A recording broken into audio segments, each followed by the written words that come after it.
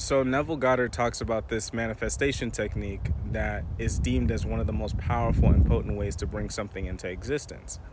And the technique is basically just imagining and visualizing the scene that you want, right? As if it's already here, it's already happening, right? So if it's like money, then you're imagining and visualizing all your bills being paid, you're going on vacation, you're relaxed, you're not stressed, you're not thinking about all these things, and you're so attached to this scene and there's so much detail that you're starting to like get emotionally attached to it, right? You're starting to really feel the feelings of the scene.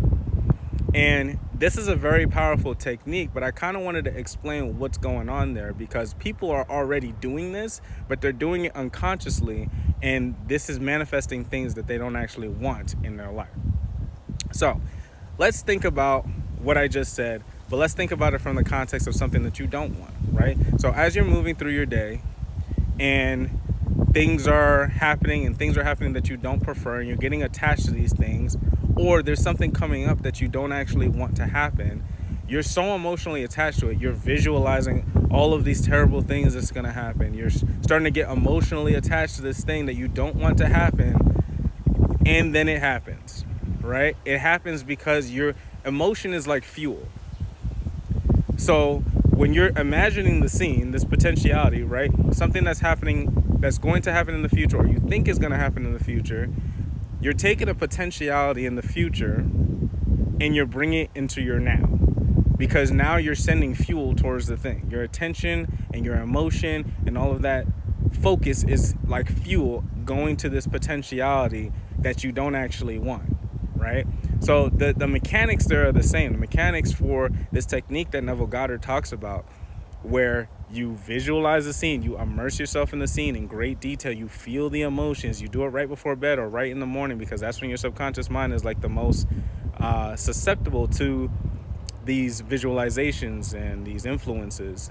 But you have to think about it, you're already doing it. You're already doing these things with stuff that you don't actually prefer, and it's because you have such a fear based emotion attached to it that you're fueling it. Because it's not, whether if it's fear or if it's passion or whatever, it doesn't really matter what the emotion is. It's that you are attaching emotion to it.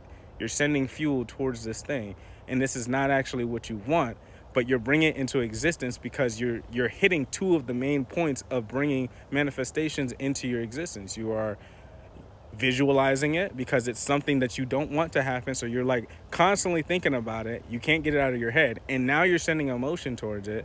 So it's like you're setting yourself up for failure when you do that. So there's this art of detachment that has to happen for everyday life.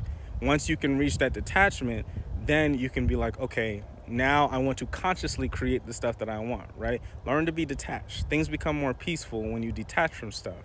And then when you want to actually bring something that you're passionate about into reality, then that's when you take all of that energy and that focus and you put it laser beamed on the image that you want, which is something that's happening, right? It's something that's happening in the now, and you're just bringing it closer to your energy.